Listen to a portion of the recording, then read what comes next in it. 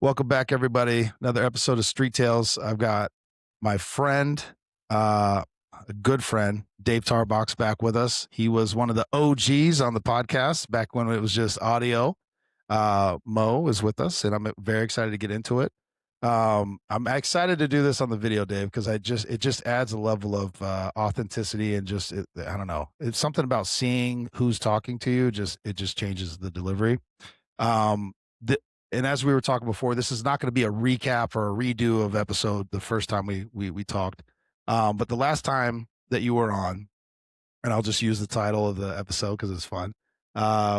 We talked about how you went through chaos, addiction, crime, prison, to clarity, recovery, and entrepreneurship, which, dude, I got to tell you, I said it on the first episode. It's fucking huge, man. We've talked to a lot of people on this podcast. Your story, it resonates with so many people. It's very impressive. I know it doesn't feel that way maybe when you're going through it. But this episode, I kind of wanted to talk about something that doesn't get brought up a lot, but you know, people like to hear the comeback story, but what's life like after the comeback? What does that look like? You know what I mean? Do you agree? Like everybody wants to hear the comeback. Oh, dude, he's doing great. Okay, well, now what? Like, what's life now after? Yeah. So I'm excited to get into it. Yeah. All right.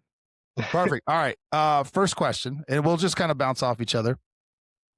First question is just like, and again, this is feeding off episode 1, which I'll have in the notes. But so I know there's kind of a lag, and flush this out. I'm just trying to get the question going. But so when you got out, stabilized, so to speak, what hit you the hardest first? Like, you're changing your lifestyle. Was it like boredom, fear, shame, temptation? Like, I'm sure you had so much shit going on, but like, if you can recall back, what got you over that hump?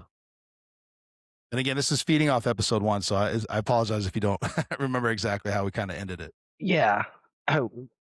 I guess I don't really understand exactly what you're asking. So like when I was in recovery, or like once I had progressed past that point? Yeah, kind of. Well, I mean, kind of that's your, so we kind of ended the show like you gotten out of prison, you were going through recovery, and you started your barbershop. So whatever that, we can go back a little bit to kind of flush that out if you want, but we kind of ended with your family man, you have children, you have a business, like your life is on the right path. That's how we ended episode 1. I mean, there's so much more to your story, and that's kind of what I wanted to have you back on for. And so I'm kind of going back to how we ended episode 1, which is a few years in your life ago, but like those early weeks, months, years, whatever it looked like, when you were in that transition, you got out of Mass, you're in Maine, you're starting your business, you had this whole lifestyle that you had lived most of your life at that point, and now you're changing. Yeah.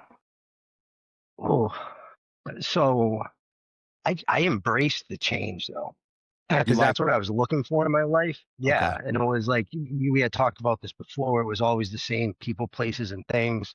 And I kind of was always in these cycles. Yeah. So what I looked for, and I used to do this like when I was in the gym, but I looked at people in my life who had what I wanted, and then I would just try to emulate them. Yeah. And you just kind of learn by doing and trial and error. And I wouldn't really ask people, but I would see someone in a position, and I ask questions. Hey, how did you get there? What steps did you take? Who do I have to talk to? Stuff like that. And I really I'm a creature of routine.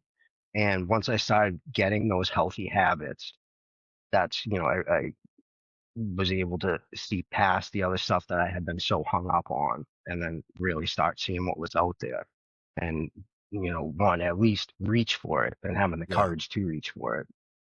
Well, let me flush it out a little bit, because people can't tell, because you got all the clothes on, bro, but you're a gym guy. You are. We both, you and I talk about it. So you're working out. You're working a regular 9 to 5, shall we say. I don't think being a barber is quite those hours, but whatever, a steady, normal job, right? Close enough. Yeah. Close enough, right? I mean, I think you guys actually work longer hours, being honest. Well, talking to you, I know you do, but that's a vast change from what you described prior to that, right? Yeah. Well, I mean, to go from where I was to where I Yeah. am now, Yeah. even when I'm having like those tough days Mhm. and absolutely nothing goes my way, I just take a breath and I look around and I realize I'm in a warm house. I have a safe place to sleep. You know, Yeah. my kids are safe, they're fed, they're healthy, and Yeah. and then to think about it, when I talk to people and someone actually came in the barber shop the other day and they were in a really tough spot. And at first, someone comes in, they're disheveled, it was raining outside, they were wet. You could obviously tell that they hadn't been inside. And they started conversation that didn't really lead anywhere, and I offered them a cup of coffee. And the look on their face when I offered them that cup of coffee, like they just completely lit up. They were like, "Oh, thank you so much. My hands are freezing." And it's so nice. It's refreshing to have someone just, be nice to you instead of just dismissing you immediately. And so they hung out and we talked for a few minutes and they left and people made some comments and stuff, and I was like, we're only one or two bad decisions away from being in a Bro. very similar situation. Yeah. And it just made me really take a look at what I had, where I was, and I'm not that far removed from that, you know, and it's things like that that let me know that the hard work and all those sleepless nights, they're paying off. They're for something. Do you I remember think when I what hear some of you the talk, go ahead, Mo, sorry. I just want to say, like, I think when like you were struggling to ask him the question about what did it look like afterwards, and when I Yeah. hear you talk, Dave, though, I think that your mindset is very different than a lot of people's in general, not just Yeah. people who struggle with addiction. People in general don't have the mindset of attacking something that's hard with the outlook of I'm looking for the change that's going to come out on the other side. And I think that creates that space for you to have that gratefulness of remembering those steps because you didn't just begrudgingly go through them. You went through Yeah. them, I think, even in the time with some gratitude. Yeah, yeah. I mean, I tried for sure. And I always say this, like I never wanted to be a victim of my circumstance. Yeah. And it's easy and it's happened to me multiple times in my life where, I have a pretty serious criminal background. And that keeps me from doing a lot of things that, you and Tyler can do pretty easily, but it doesn't stop me completely. And Yeah, if I put the work forth and Yeah. take the steps that I need to take, I can get where I need to be. And I never want to use that as, oh, I can't do that because of this or, whatever. I've always tried to just, keep moving forward and get that change out of my life. And, you know, that's awesome. Yeah. And Dave, I can edit this out, but I just to recap, and correct me if it's wrong, but I'm just kind of for people who haven't heard the first episode. And I didn't fully understand this having known you for a few years, Dave, but like the level of homelessness where you talk about living in cars, in and out of cars, that kind of stuff, the addiction that you were going through at the time, the relationships that you had that were important to you, but destructive in the nature of the relationships that you had. And then the lifestyle, it's like I was arrested on 8 bank robberies, convicted of 4. I've robbed more banks than Jesse James. Not to glorify those moments, but that's a high. There's highs and lows that you can never replicate. But then you found yourself at a real low, and you're like, "What the hell am I doing?" And geographical change. geographic cure. Yeah, to Yeah. get away from the addiction, you moved out of the entire area, a whole 'nother state. So you made a lot of steps. I don't know if you knew that or had heard that, and that's why you did that or not, because that's the first time I'd ever heard it. And now I've talked to some therapists and doctors and people who do rehab facilities and stuff, and they're like, "Oh yeah, that's one of the methods of overcoming addiction." But again, these are all new things to me. So you were doing all these things, having come from that lifestyle, and that's why I just really want to kind of dwell on this moment for a minute. Like, that's a wild place to be, to then say, I'm going to uproot everything I know, to, kind of cut off the entire life I had before. And I want to be better. And I'm going to I'm going to have family. I'm going to have a business, and and become the man who you are. So I just really want to kind of dwell on that for just a second, just to kind of let that understand what you went through, for those who hadn't heard the episode 1. And I guess my follow-up question to that is, what do you recall what some of the first healthy, I don't want to call them addictions, healthy activities, Steps. you steps that you focused on to kind of get you in that right direction or on the right Yeah, path? well, Again, forgive me for not having the words, bro. yeah. Um, I've always used the gym as a crutch, for physical health and mental health. Really? To burn Okay. off that nervous energy. Yeah. And I think that really was part of my problem when I was younger, is I had this nervous energy and I Yeah. just didn't know what to do with myself, and I didn't really have like positive role models where I could be like, oh, look at this guy plays sports, or this guy really throws himself into his work, and we've talked about this. Everybody that I emulated was just hanging around. Yeah. And so when I had that nervous energy and I didn't know what to do with myself, and I would act out, and typically they were negative behaviors. So once I started kind of substituting those negative behaviors for positive behaviors, so the gym, reading, working, um, and then later with the kids and stuff like that, I just, focus my energy on that stuff. And then my brain can't kind of just spin and be left to its own devices. My grandfather would always say to me that, idle hands are the devil's playground. And I Yeah. never knew what he was talking about, but he was speaking directly to me. Like he Yeah. told me he saw it at a very young age, and I just didn't recognize it until, well into my 30s for what I was actually Yeah. doing. So, Yeah. but Yeah. yeah, it, well, go ahead.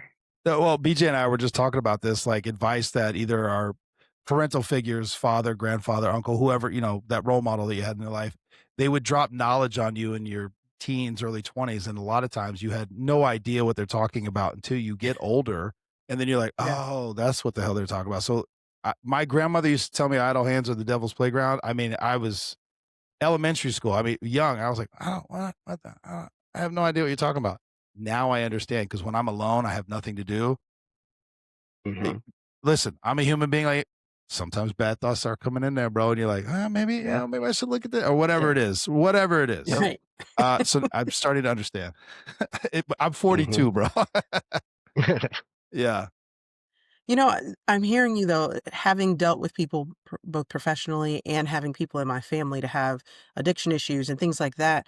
And I think when you talk about, well, I did this geographical cure, while it's not something that I've ever heard that uh, being the way it's said, but I've seen it played out in a lot of different yeah, ways where, oh, well, I'm moving here to try to avoid the problem.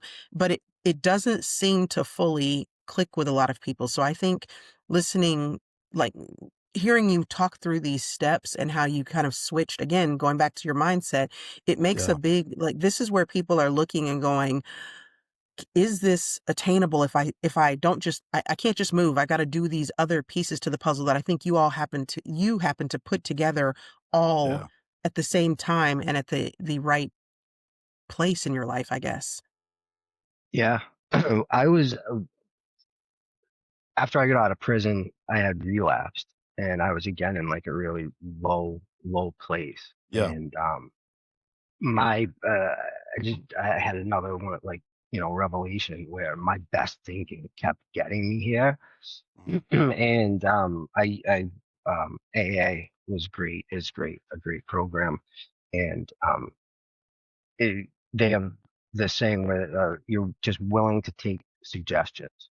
And again, you see people who are in these positions around you, and you try to emulate them, and you listen to what they say, and you take the suggestions that they give you.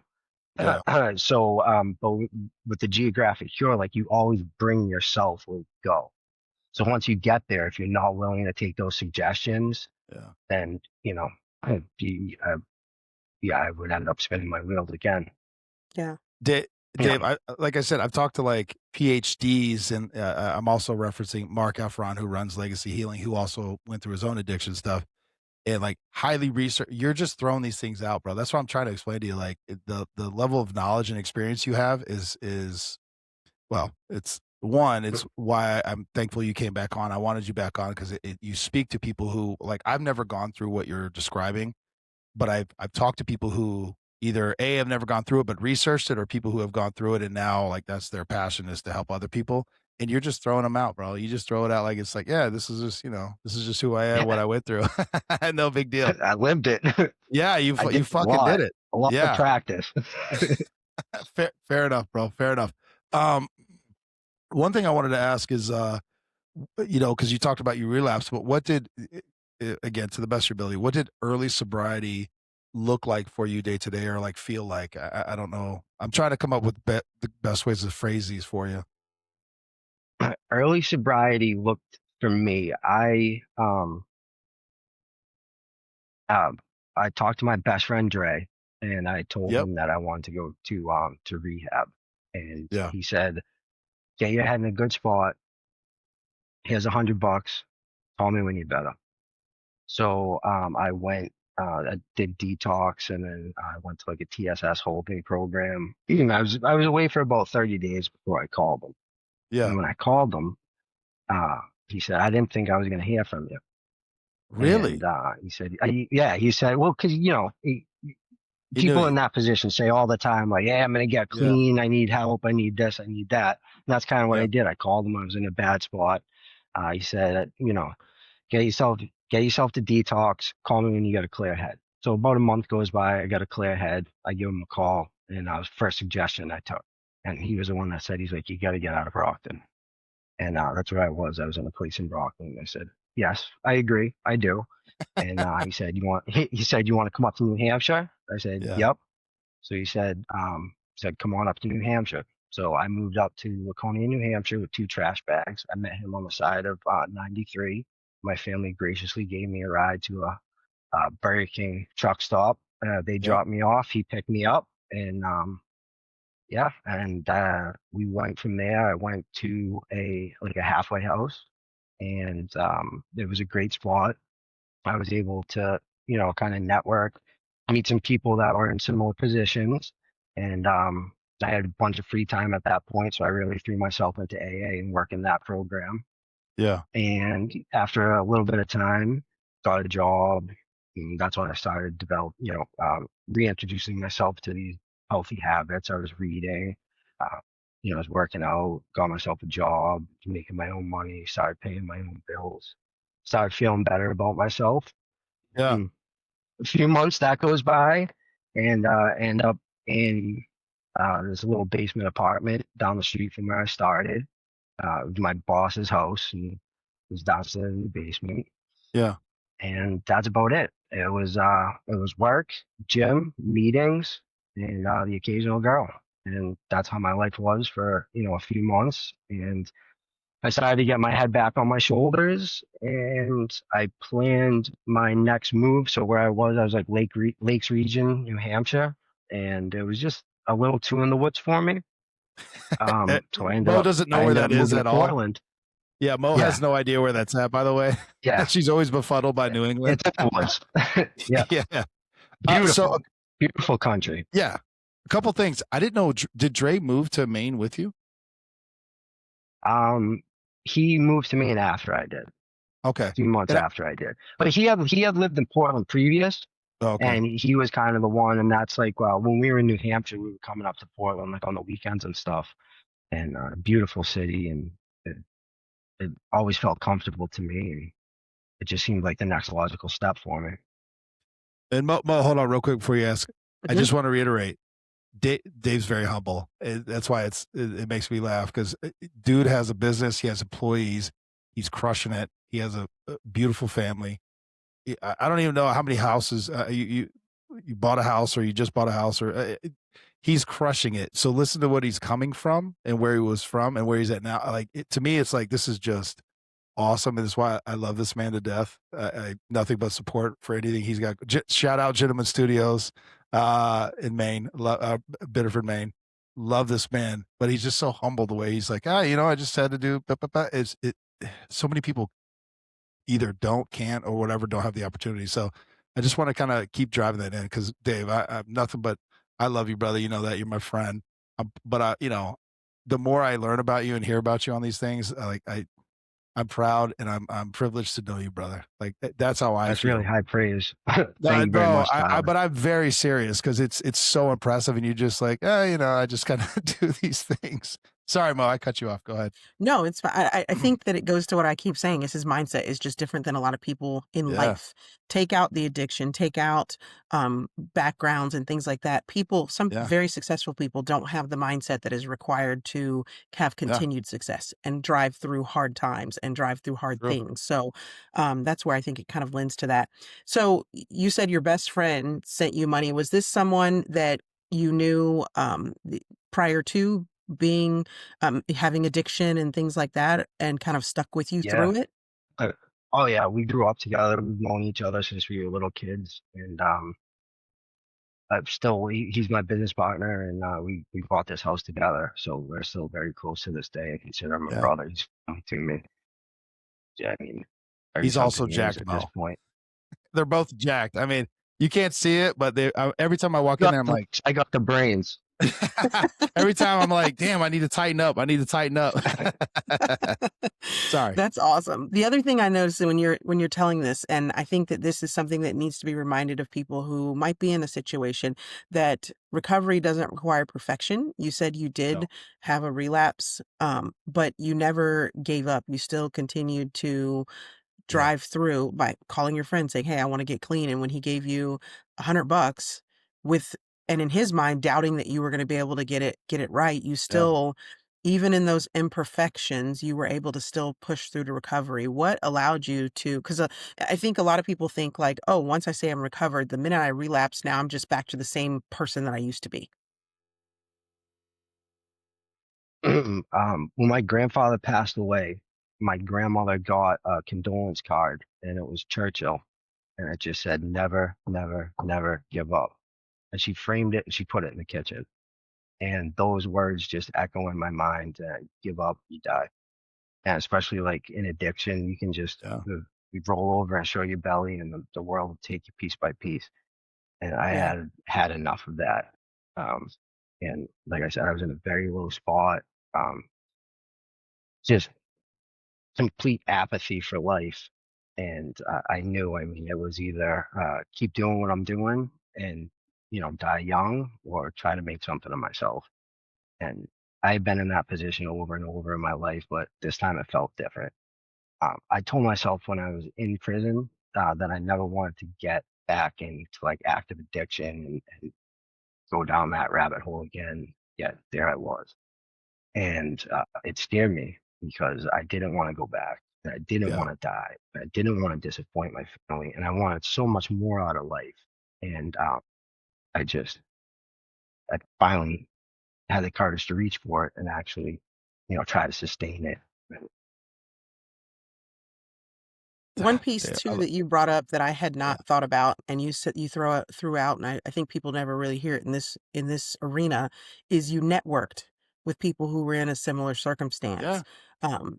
I've come from the school of thought. I always feel like, regardless of what it is, whether you want a good marriage or whatever it is in life, you have to encapsulate your life with people who are going to have that same mindset. If you're married but hanging out with a bunch of single people, they're going to have a different mindset than you. So you do have to Yeah. network with people now and change maybe your friend group. In this case, you networked with people that were in your same situation at the time, which can be difficult because like I think a lot of times your mind can beat you down in situations like this where I don't want to talk to these people or tell them my story so they can judge me, or how maybe they're a couple steps ahead of me or those kind of things. How did you work through that part of it and meet these individuals to help you kind of stay on that path that you were working towards and have them kind of come alongside you?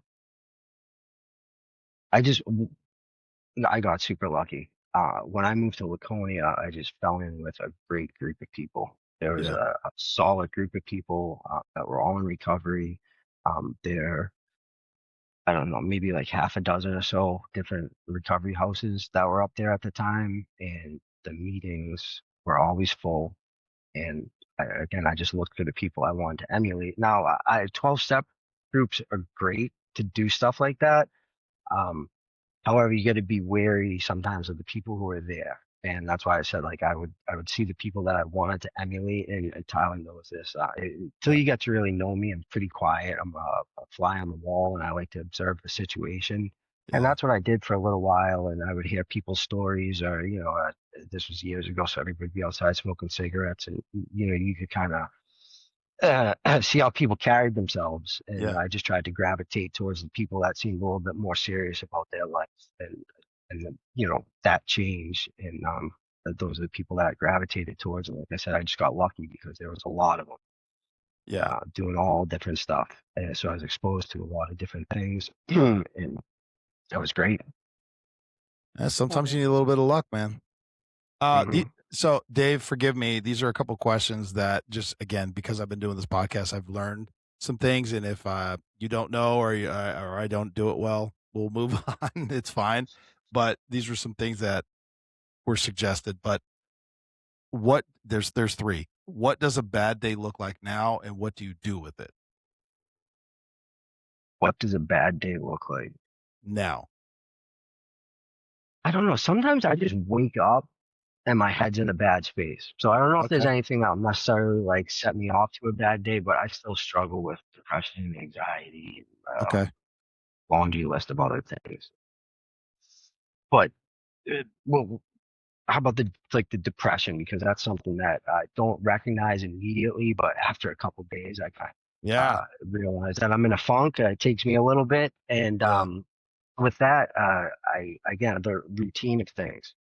So, I'll just try to make sure I'm getting up at the same time, having a breakfast, taking care of the kids, taking care of the dogs, making sure, all my, the T's are crossed and the I's are dotted and stuff like that. And, that kind of brings me back to life and to participate in it. And Seems to be listen, helpful. you don't have to go through addiction to suffer from depression. I'm realizing after many years, I was going through depression years ago, and I didn't even know it.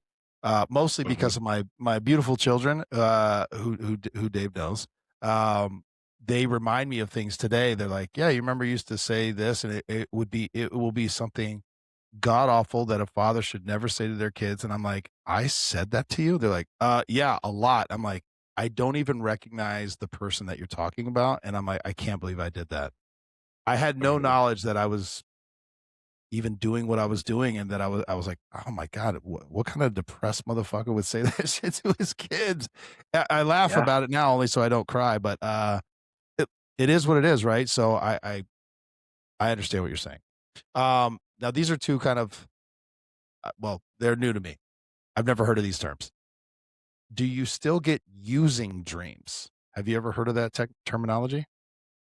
Yeah. No. That's a thing? Fortunately, no. Yeah. Is that a thing? Yep. Oh Yeah. shit. It's like a All right. sex dream, but about drugs. Really? See, Mo, Yeah. thank you. And I was like, if it, yeah, yeah. Yep. So really? picture Okay, this but you the, don't. the same thing, but just with drugs. And Damn. I didn't know that was a real thing. it takes it they come and go for years. Fortunately, I haven't had one in a long time, but yeah. Mo, have you ever heard of Did that? not know that. Yeah, Never heard of see, it. I mean, I was like, it all right, makes I'll sense though ask. because it's what you're consciously Yeah. taking in. You typically are going to dream about it. All of us cops have had cop dreams usually, so I mean, makes Yeah, sense. mine are awful though. I I stopped hate having my them cop. thankfully a They're These long never the time good ago. ones. They're never the good ones where I like was the winner or I felt like I did a good thing. It's always like where I fucked up or I saw something horrible. I hate those dreams. I Yeah. usually wake up at 3 and I can't go back to bed. Very Yeah. similar. You wake up in a cold sweat full of anxiety, like what's going on? It's almost like a nightmare or something like that. Yeah, Damn. Well, okay. wild. So, okay, that was new for me, Dave. I appreciate you. And then this is the last one I'm going to do with these because I said I'll take three. Uh, what's your warning light that tells you you're slipping? And if you don't know what I mean, then we'll move on because I don't actually understand what that means either. Oh, I understand it. I, I like to call it polluted thinking, Okay. where so I'll get caught in just this really polluted way of looking at things, and kind of like looking back through the lens of my old life where everybody sucks, nothing's good, I want to destroy Oh, everything. so it's more of a You're thought. smiling, yeah, Okay. yeah. So once I start feeling that way for like an extended period of time, like I know that something's going wrong, and that's when I try to like course correct, Okay. Shout out get away Dr. from P. that. Dr. P is my psychiatrist, and she was like, "Ask him these things," and I was like, "All right." Very technical, but okay. Shout out Dr. P. I was like, I have no idea what you're saying. All right. You know, Mo, anything? let Sorry. me just interject real quick because, Yeah. again, people think I feel like people Yeah. believe in almost like a happily ever after. It's like, and he was Yeah. addicted, he fixed his life, he has Yeah. kids, he's married, and he lived happily ever after. And you see it kind of wrap up in a bow like you see a Disney movie. And they don't I never thought about dreams. The depression and anxiety I understand and can wrap my head around those kind of things. Yeah. But the polluted thinking and I I think coupling that with where does that polluting thinking lead, those kind of things like that, people don't realize real life exists for everyone. Happily ever Yeah. after, I don't want to sound like a Debbie Downer, but it doesn't exist for anybody. Whether you've been addicted, whether you've lived a quote unquote perfect life, there are still things that are going to hit you differently. There are still things that are Yeah. going to impact you mentally. There are still things that you have to push through, grind through, all those things like that. And I think when you will see, especially like I think celebrities talk about addiction, it's always Yeah. they go away, they come back and they bounce back and never to speak on it again. So Yeah. Life has never I been am better. just Yeah. no, never been better. It's Yeah. Yeah. it's like my Yeah. husband always says, he hates commercials that show people taking a pill for something, and he goes, "Look, if you take that pill, you'll be able to play golf and run around with your kids and do all these things." Yeah. But I you might have I anal leakage and suicidal thoughts. Like you never I catch that feel the disclaimer. way. At least I can play golf. Yeah. So Fair that's enough. where I say, like, this conversation, Dave, of talking about, like, I still know what these things, my polluted thoughts look like. I still know what depression feels like after, Yeah. I've had it for a couple days. I still have anxiety, but, comma, I don't have to give in to that addiction. It's not one or the other. Would you agree that you have wrapped your head around now in your sober self of recognizing that life doesn't always have to be great in order for you to not look at it like everything's awful either? It's not a Yeah, one well, side or the just other. so I stopped using drugs just so I could have like regular life problems. You know what I mean? So Hey, I'm gonna that's make you a basically keynote speaker, bro. You drop bombs, bro. I love what you just said. I stopped using drugs so I yeah, could have regular life Regular problems. life I'm problems. sorry. Go yeah, ahead, Dave. I'm sorry. yeah. So good. Yeah, sometimes, people think or that you stop using drugs so you're just entitled to have a good life. But like I said, when I stopped using drugs, I found that like I was Yeah. just now I was able to live the life that I wanted, but the life that I wanted also came with its own set of problems and Yeah. responsibilities. And now I'm just present for those problems and responsibilities. And instead of running away and getting high or something, now I actually Yeah. have to deal with the stuff. So yeah. See what I'm saying, Mo? I'm telling you, You need to make that he's a shy bumper to fly on the sticker. wall, but he has not. He just drops bombs, bro, all the time. I love it. You should see him in the barbershop. He kills it.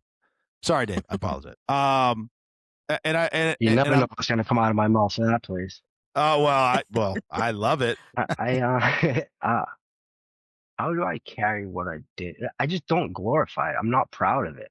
Yeah. It's not who I ever wanted to be. It's just someone I ended up becoming, and it Mhm. wasn't me. And you know, I just I don't know how to kind of That's all right. how do I carry it and not let it go. It's just not I mean, who I want to be. it's a part of you, right? But it's not who Right. you It's a are part now. of me for sure, Yeah. but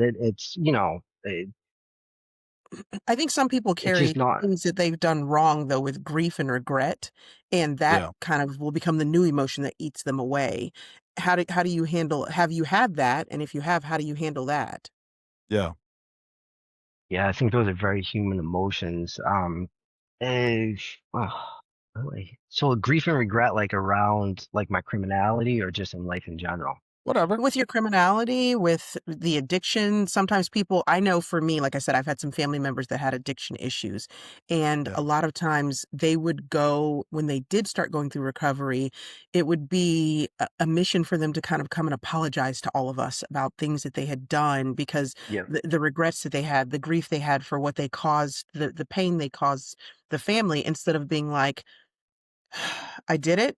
Yes, I apologize, but I'm going forward. And I think sometimes then this is my perspective looking at my family members, it held them back at times.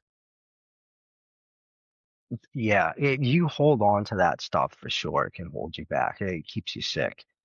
Yeah. You can use it as an excuse of maybe not having a relationship with someone, not apologizing, not making up for what you've done in the past. Because if you just don't talk to them, you can kind of just shut it out and you know um but you gotta, it's cathartic. Even if you apologize to someone and they do nothing but scream at you, like that's what they need to do.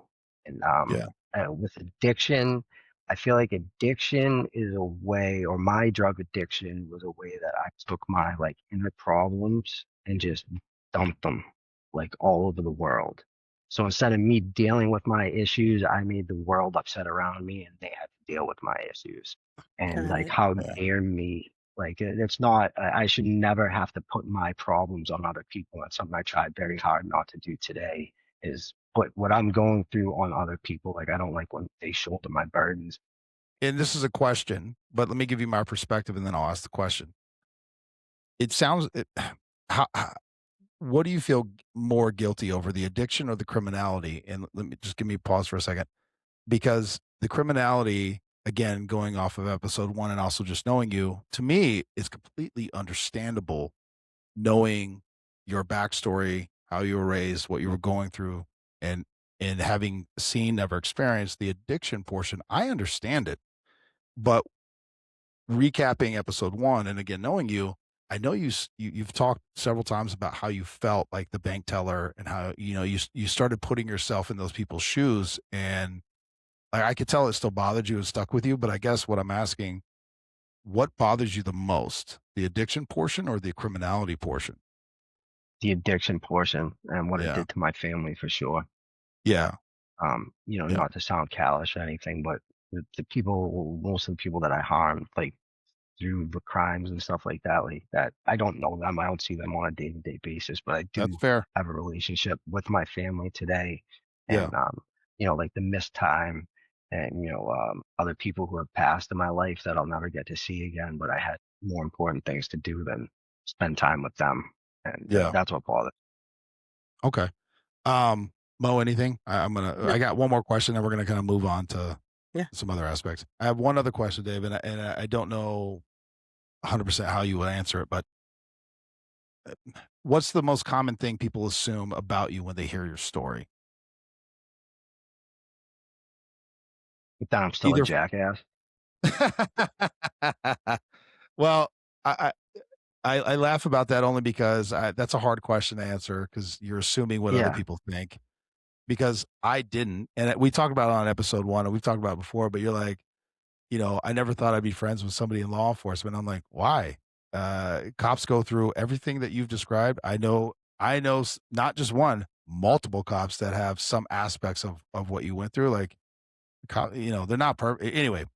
And talking to you, I have a sense of who you are as a person. Again, I only know you from the time I met you, right? I don't know I've never met you before. What, 5, 6 years ago when I walked into that barbershop and just talking to you, I was like, I like this guy. I like what he's doing. I like what he's about. And I remember when you were like, "So what do you do?" And I was like, "Oh, I'm a federal agent for the Secret Service." And the whole shop got quiet. And I was What? like, "Is that bad? Or like, did I say something wrong?" And you're like, "I never thought I would be talking to somebody like, on the law enforcement side." And then it sprung from there. And that's what I'm saying. Dave and I break bread. We talk. I've said it many times. I love this man. I'm proud to call him my friend, and I know where your heart is, and I guess that's just what I'm drawn to. But I guess do you give it any thought, or have anybody ever said, "Oh, I didn't," after hearing your story, I didn't think you'd be the way you are, or whatever? It's a hard Yeah. I question. mean, I'm I sorry. think, yeah, that is a hard question.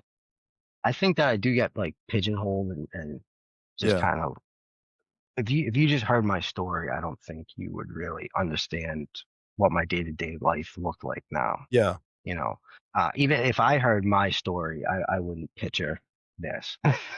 Well, But that's why I appreciate you coming back on, but I didn't want to end it with just episode 1 because I was like, I loved it, I appreciated it, but I'm like, I didn't feel like it represented the the Dave that I know, right? Because we just kind of were talking a lot about historical things, and I my fault as the host, but I don't think we ever got into more of the where you are now and that whole portion. So that's what this is about. And I Yeah. appreciate it. All right, fair. All Yeah, right, it's good. It's fun. yeah. Well, it was fun, dude. And I again, I learned a lot about you. I'm still learning. I didn't even know you went to New Hampshire, and I didn't know that's how you and Dre knew each other. All right, so now we're gonna kind of shift, if that's okay, Mo. Unless you have something you want to Nope. stick You on, covered Mo. it all. No, all right, perfect. All right, so this is kind of moving into maybe some advice areas. But what are your non-negotiables each week? You talked about the gym, your reading, your day-to-day, your routine. Like, do you have like a structure when you're talking about getting out of your funk, things like that? Like, you have to accomplish whatever it is each week.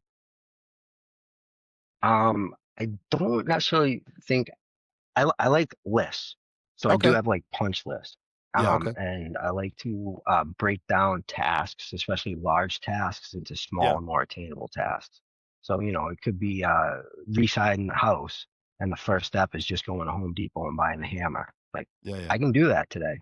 You know what I mean? It doesn't mean I have to do the whole house today, but I can do that today. It makes it That's fair. easier for me to kind of, punch away at the stuff.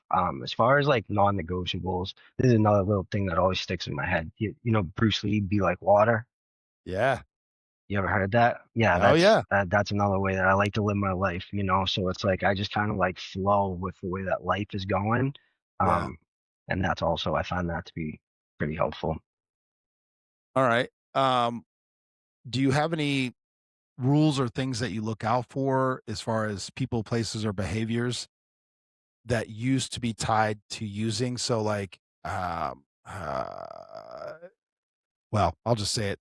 There's a certain 7-Eleven in an area that we both know where everyone's known that that's a area where you can get things that are maybe not legal.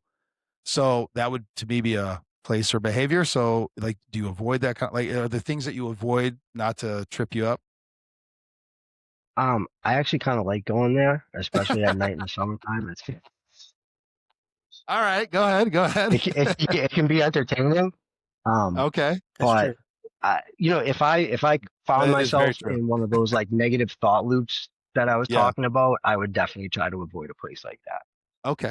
One of the biggest things is negative people in general.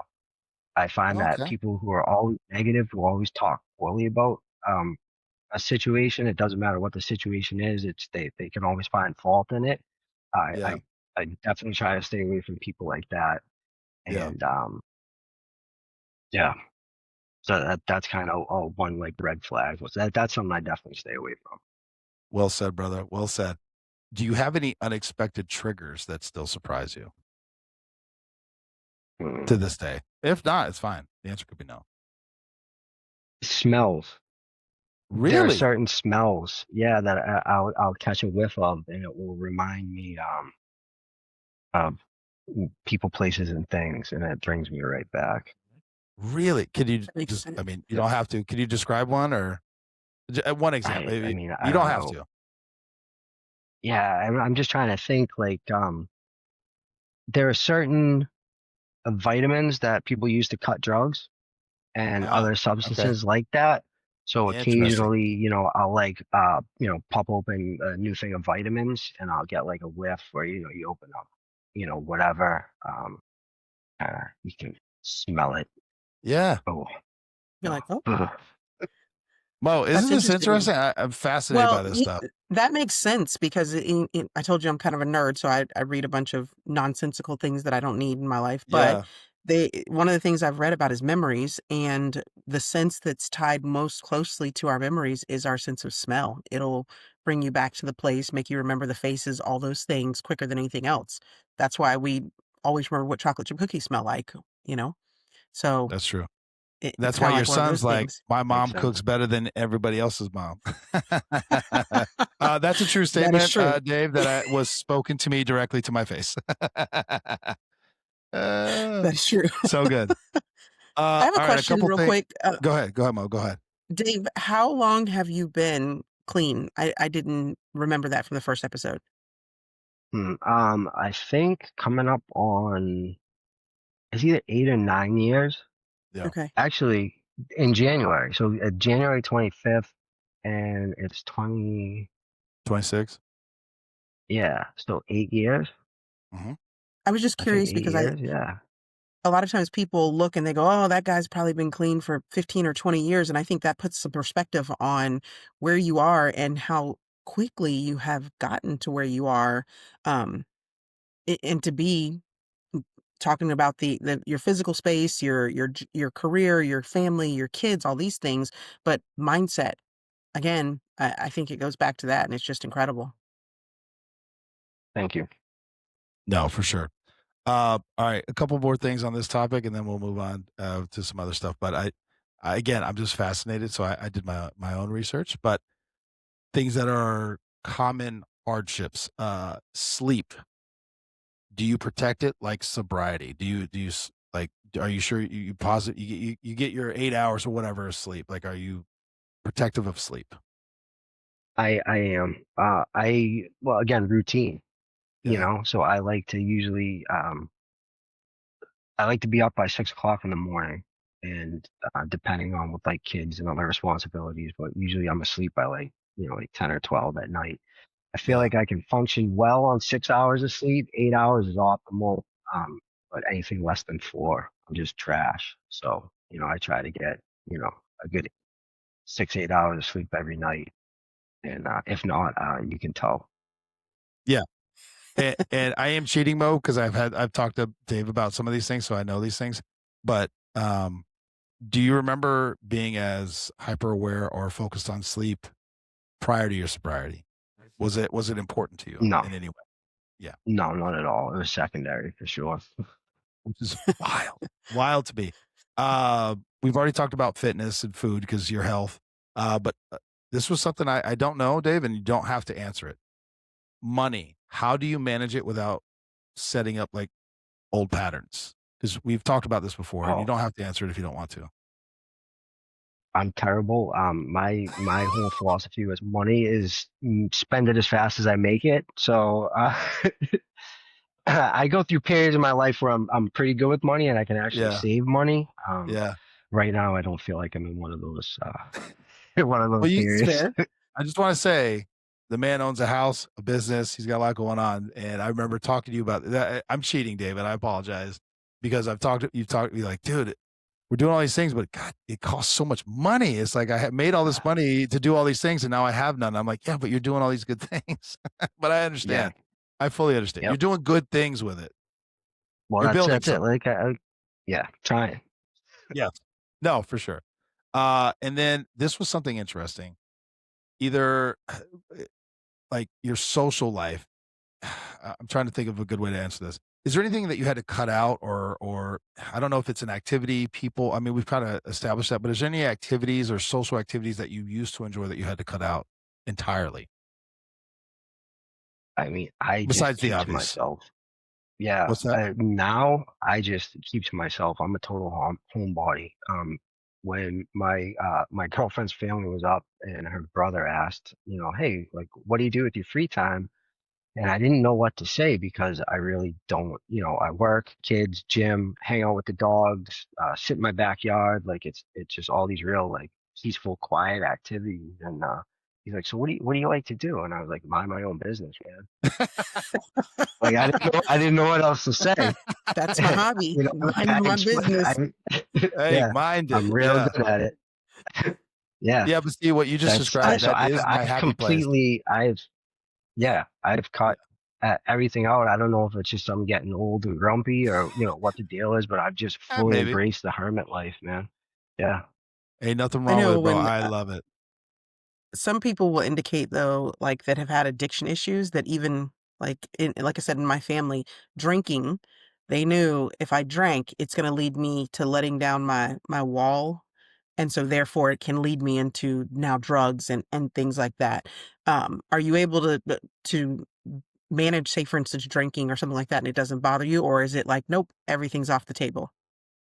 Yeah, I have my med card, so I like to smoke weed, and I really think I don't want, I'm not advocating this for anybody else. I don't think that, I don't really like replacement therapy and stuff like that. I feel like you Mhm. can do your own thing, but for me, just having that little bit of a release occasionally when I need it, I Yeah. think it's kind of human. I mean, throughout history, people have, searched for substances to kind of get out of their mind for a period of time. I think that, some people need that release. And since a young age, I've always looked for a release, and, I've kind of used that. But with the drinking, I don't know if I was necessarily an alcoholic, but I definitely drank alcoholically. I would Yeah. drink to get drunk and to get drunk quick. Yeah. And what it would do, just like you said, you touched on it, it would lower my inhibitions. And so I don't drink anymore, because when I am consistently drinking like that, it puts me around people, places, and things where those bad decisions are easier to make. Got And it. Yeah. so, I just kind of avoid those situations altogether. Yeah, Mo, you see makes how he just sense. throws out replacement therapy? Like it's just normal. Yeah. I actually I need to get my mother on here because she's a anyway, I'll let her speak for herself one day when she gets on here. But she is a proponent of it, not necessarily the replacement aspect, but anyway, it's just different. So I Well, understand what you're saying. so yeah, I think that it is a great tool, Yeah, but I there do you go. not think Cool. that Yes. anybody should be I don't think that anybody should be on methadone for 20 years. Yeah. That's just to get you out of active addiction and to get you on your feet and to Right. stabilize you. I think it is supremely beneficial, and it has helped, a ton of people that I know. There you go. However, I think there needs to be an end game to it, and it can't just be a money grab. Yeah, for sure. Money grab? Well, What do you with mean by that? Sorry. insurance, I mean, if Insurance Oh, companies I'm accept a sorry. ton of Okay. people. yeah, Yep. Sorry. insurance, My brain yeah, didn't go there. Yeah. Okay. I'm sorry. Yeah. My money didn't. yeah. My money. My brain didn't go there. I'm sorry. I understand what you mean. Sorry. Fair enough. Um, maybe you touched on it, but when did you first believe you could actually build something legitimate?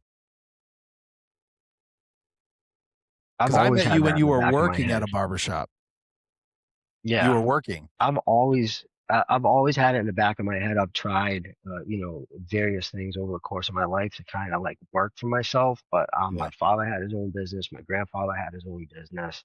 A lot of people in my family that are kind of like self-made that way, and just always something that I wanted. And I mean, me, I'm kind of, my head's a little out there sometimes. So working for other people, um, there can be a little friction here and there. And I Yeah. knew that if I could just kind of do it for myself, then, you know, the only friction would be with me. So makes it Yeah. easier. Your own friction, which could be dangerous. Yep. Um, I'm actually this is a me question to you, Dave. What do you think or feel your leadership style is? 'Cause keep in mind he has employees, business partners, so he's doing the thing. But like, what do you feel like your leadership style is? I like to lead by example. Hmm. So I feel like people tend to pick up on your bad habits, and not to say, I mean, I have a million bad habits, but I like to, you know, I'll never ask you to do something I wouldn't ask of myself. Yeah, And so, I know we glassed over it, but he's up at 6, and sometimes he doesn't go to bed till midnight. So I just want to explain Mm. to people that success, typically, everyone I've ever known, takes more than 8 hours. well, I used to get up earlier, but my girlfriend works nights, so she's a Yeah, night owl. So like we try to maximize our time together. So now my yeah. hours have slightly shifted. And I don't know where I read this, but years ago I read this thing, and it was called like the 5 a.m. Club. You ever heard of that? Uh, no, but And I they were understand just exactly what you're saying.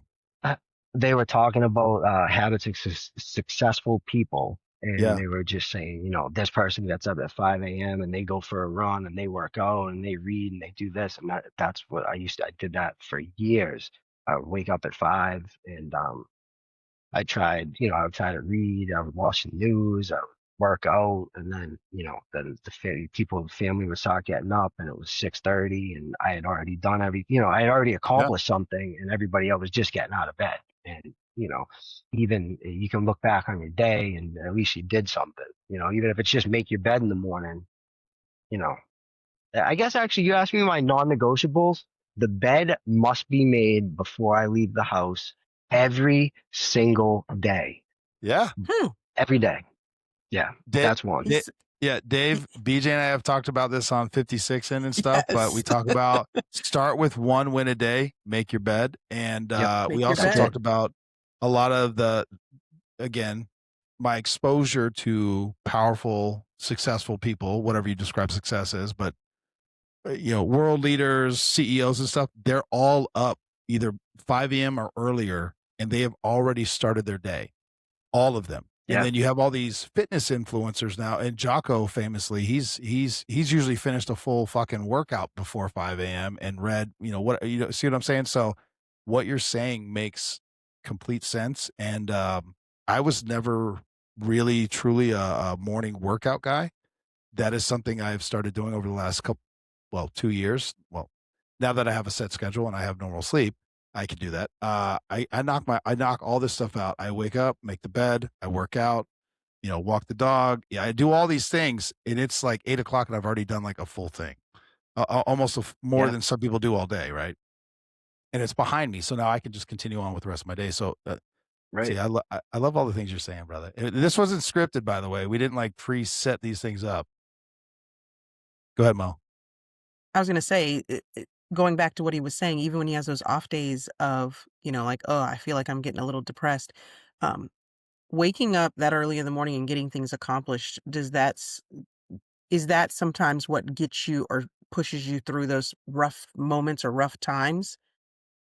Yeah, that's kind of like what I was talking about earlier, where, Yeah. like the routine of things and where I just, just make sure, even if it's easy to just keep throwing dishes in the sink, but like to just actually Yeah. take the time. And it doesn't, if you do the whole day, if you wake up in the morning, hands in there, dishes, lunchtime, you're throwing more stuff in there. At the end of the day, you're throwing, stuff from the oven. You got a big pile of stuff. But if Yeah. you just hit that, your coffee cup and your little dish with the egg on it, boom, you're done. Takes 2 minutes. But if you let that stuff sit there all day, at the end of the night, you have this big ass pile of dishes, and it'll take you 45 minutes to wash it. When, Hmm. and that's kind of like what I'm saying, so I do try to just kind of like those little tasks and, it's the same thing. The dishes will pile up, but those little tasks pile up too. Yeah. Yeah, And those completions, those little wins, they all mean something. they do. I'm right. I love it. Again, these are just some of my questions. Do you hire differently because of your past? Mm, Are you more prone to give someone a chance? Are you more I would suspicious? say so. Yeah, I would say so. More But on also too, I yeah. don't know if suspicious is the right word, but I can spot that bullshit from a mile away. Yeah. Yeah. So, but yeah, I mean, I feel like, and a lot of the people that work at the shop are in recovery. And it's Okay. just that there's that networking though. Yeah. They come up and they, the vetting process, they have good references. People speak for them, and that speaks volumes for somebody. Because I know I'm willing to introduce you to a friend. I'm putting my name on the line with you. Yeah. So for someone else to do that, it holds weight with me. Yeah. That was a me question just because it's like, this is your business, right? This is your lifeblood. It's something you and Dre built. Credit where credit's due. And Mo, I know you've never been. At some point we will, but I love his shop. The way he did it, the way it's set up with the lounge, the TV. I love, and again, we didn't get into this. Dave did a lot of that work himself. And I remember when you were doing it, because you were grinding like fucking 12, 18 hours. I don't even know. Maybe That was more, but tough. I know, brother. That And you was were the like, year, dude. dude. I got married, had a kid, and started a business all in the same year while I was working full time. Yeah, That sounds brother. I was easy. supporting a house. Yeah. Yeah. And yeah, it was a tough one. But you did it. What do you And want to it do looks this year? great. Everything. Yeah, I did That's all the everything. things. That's it. Making up for lost time. That's right. That's right. What does a win look like? I'm interested in this compared to back. What does a win look like now? Like, what is a win for you now compared to back in the day? I know I'm hitting Dave with all these questions now. Yeah. what does I a know, win bro. look like? I take them all, like little wins. You know what I mean? Yeah, Like man. little, like today I had tacos for lunch. I had leftover tacos for lunch. I was in the Banging. back room dancing. I was like, yeah, that's a win right there. You That's know a what I It mean? is. win.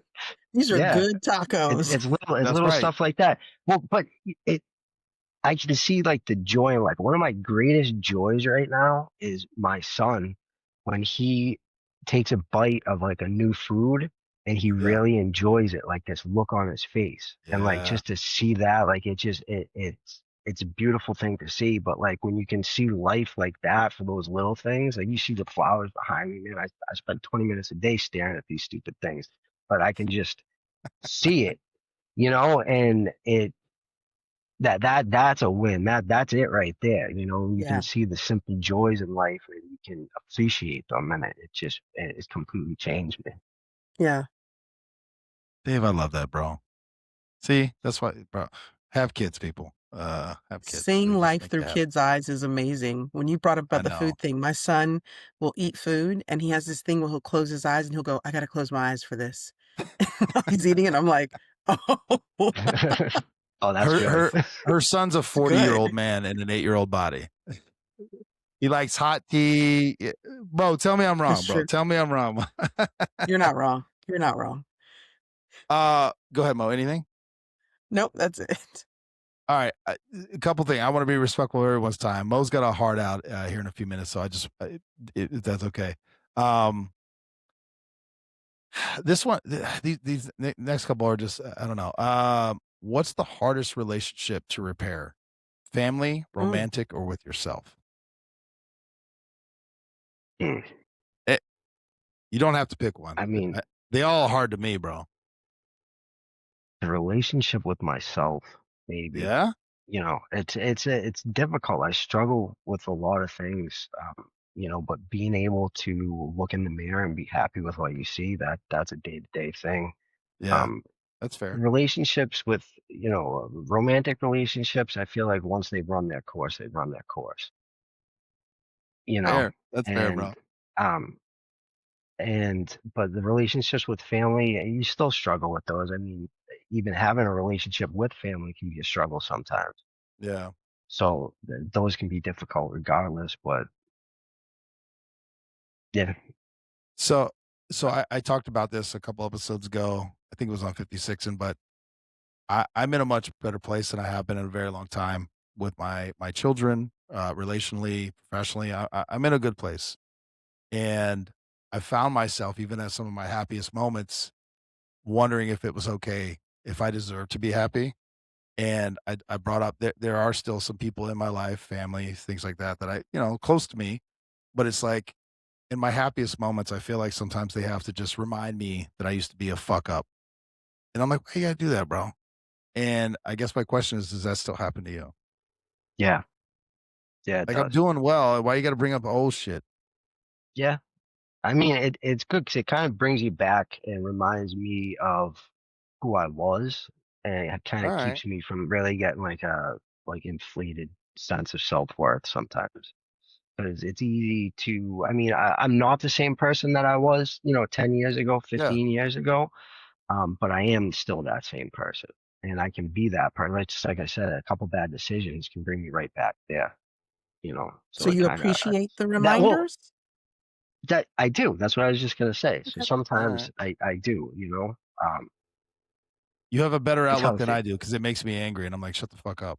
Well, it does. That's my initial response, Fair. but That's fair. you All sit right. on That's it, fair. sit on it for a week, 2 month, year, whatever, and then you can kind of come around on it. All right. Maybe in a year I'll be okay with it.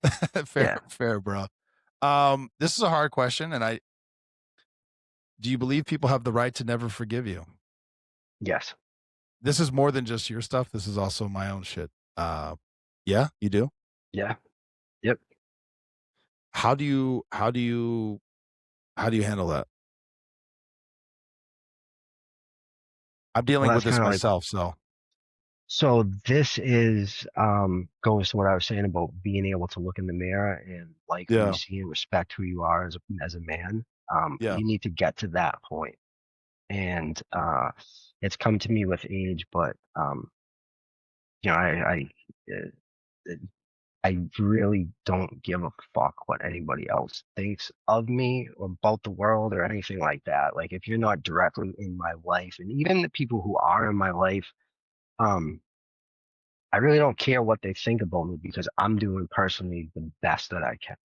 I know that every day when I get up, my day to day best looks different, but at that moment in time, I'm doing the best that I can, and that's all I can do.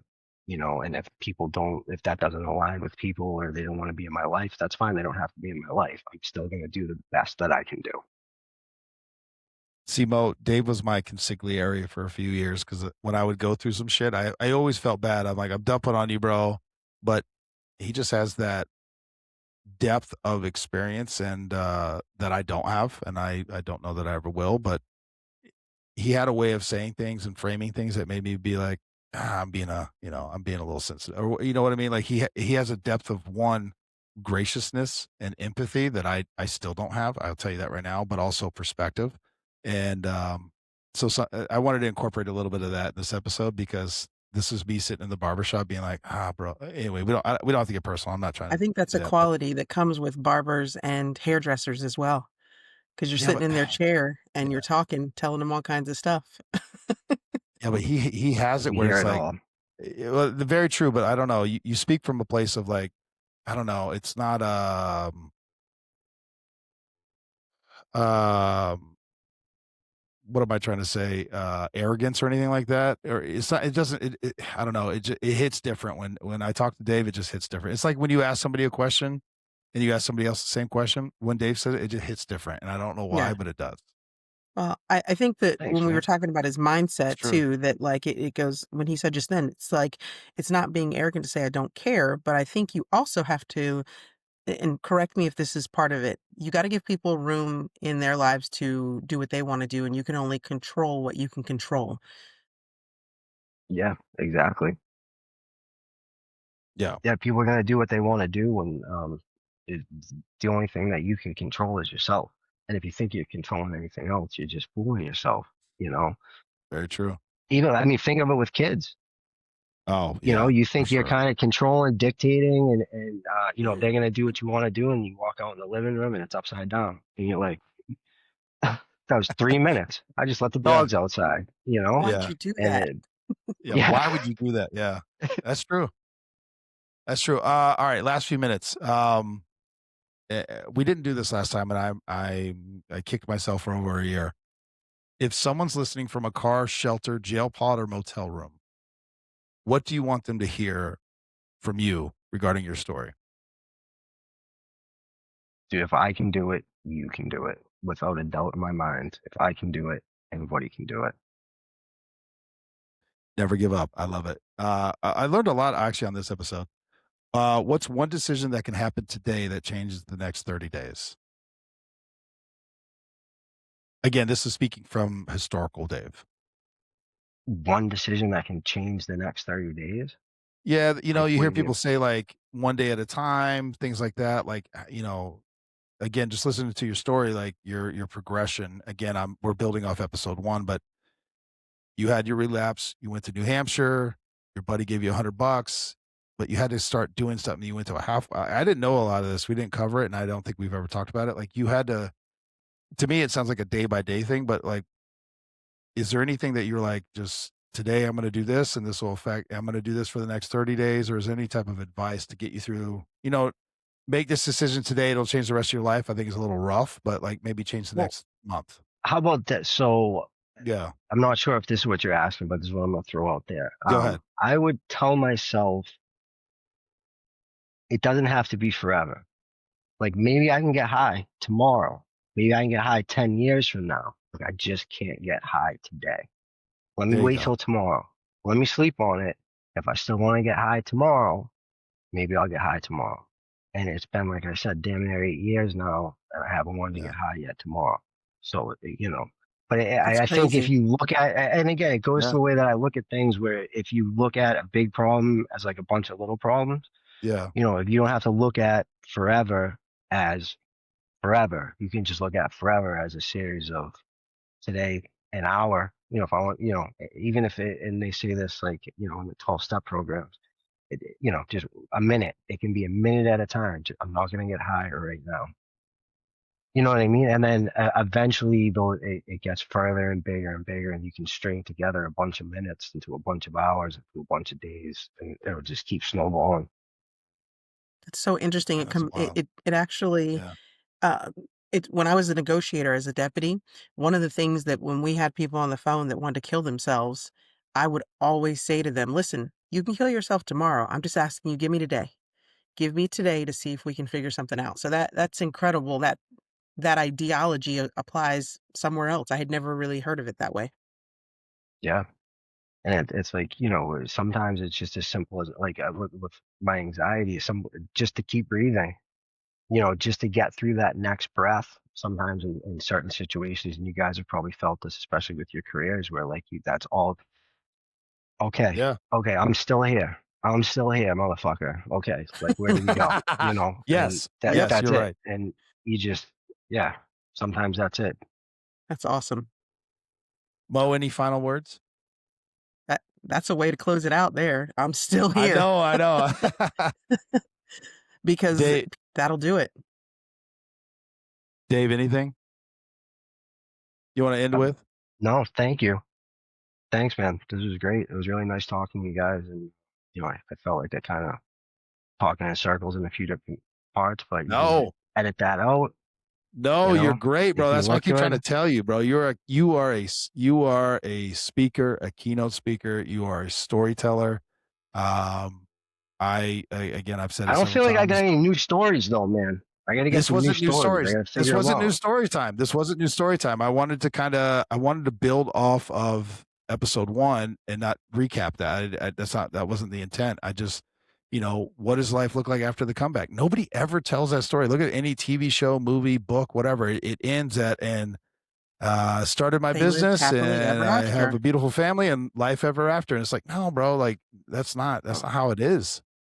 well, no, I mean, life just comes at you. Like things Yeah. have changed completely. I moved, divorced. You know what I mean? Like there's Yeah. just a whole bunch of stuff that happens, and it's just life, and Yeah. you just got to deal with it. And that's nobody else is gonna do it for you. You just got to do it for yourself. Oh, God. Dave, God dang it, bro. Like you are a quote machine, brother. I love it. And that's why I appreciate you, bro. You have knowledge, bro. You have wisdom.